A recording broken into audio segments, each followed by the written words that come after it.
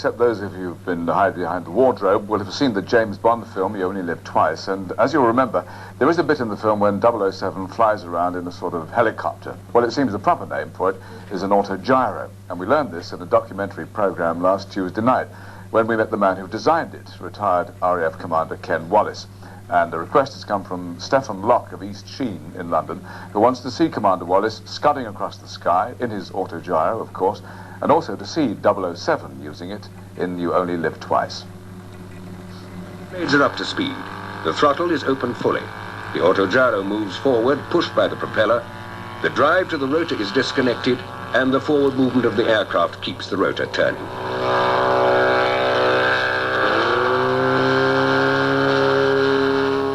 During flight, the rotors are simply windmilling, but they will not stall.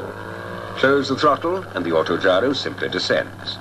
A skilled pilot utilizing the energy stored in the whirling blades can effect a very short landing run. Once the basic design of his autogyro was finalized, Ken Wallace built a number of similar but not identical machines. Each had a specific purpose.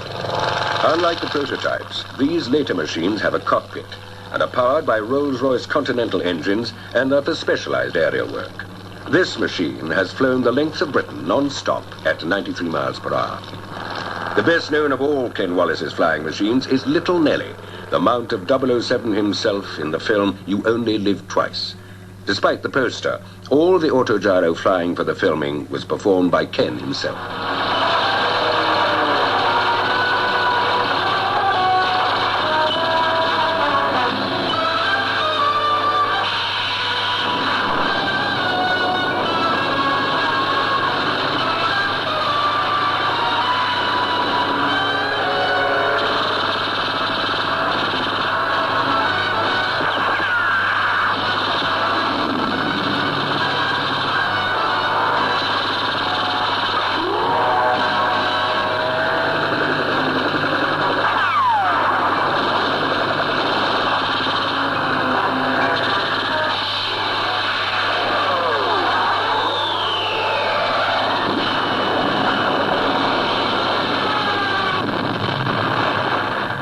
I think I'll stick to my bicycle. Now some questions from Mark. Susan Parker from Sunderland, Grant Bailey from Balham, and Nathan Williams, who is 7 years old, lives in Moor Farm in Hereford. It's my son's name, Nathan. Nathan? Yes. Yes, I think a lot of the children know that. They've sent them their best wishes. Oh. They want to know how you got the part of Luke Skywalker.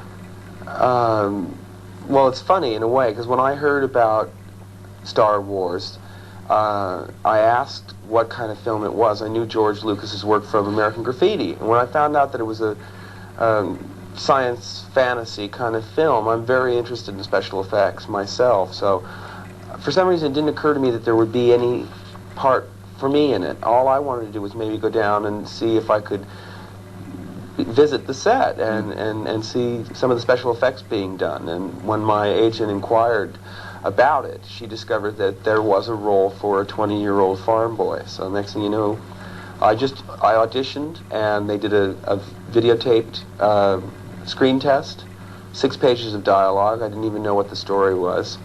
And then I found out that I got the part. Mark, imagine my amazement when I read the screenplay. Yeah, fine. Mark Mania was born. Jane Arbour of Harlow in Essex wants to know, did you realise how big an impact, and who did really, that Star Wars would have when you got that part?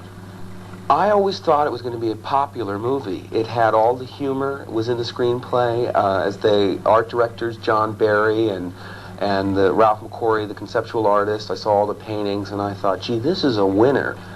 I really thought it would be maybe along the lines of the Planet of the Apes success, but I didn't know it would sort of bridge so many different generations of fans. Yeah. It's really I think appeals to the child in everyone. Yeah. That horrible word kid-alt kind of covers it, yeah.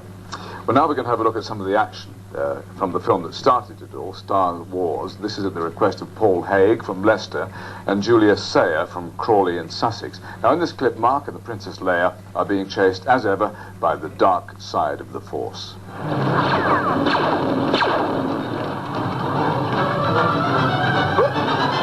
I think we took a wrong turn.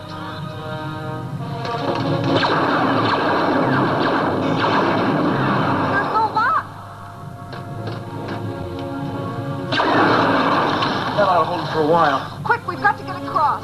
Find the controls that extend the bridge. Oh, I think I just blasted. They're coming through!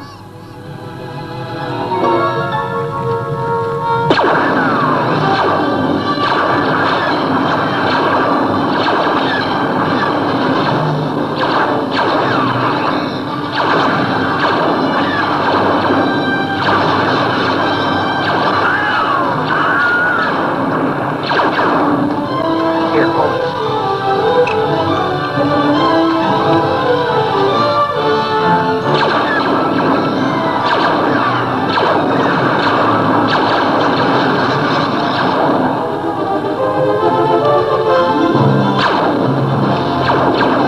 Here they come!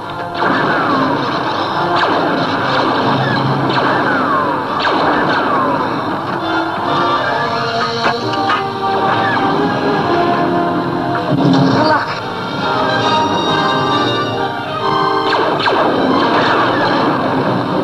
Errol Flynn taught you all you know, I'm sure. Well, Gerard Blanche from Dublin and Lucy Inglis, who was 4 years old, was only 1 when you did that. Wants to know, what was it like swinging across that great gap?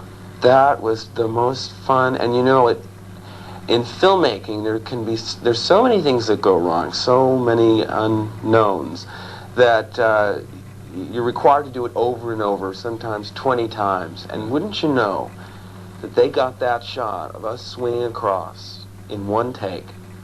There were 4 cameras, and they checked everyone. They said, all right for camera 1, all right for camera 2, all right for camera 3, all right for camera 4, and I thought, oh no, I was looking forward to this so much.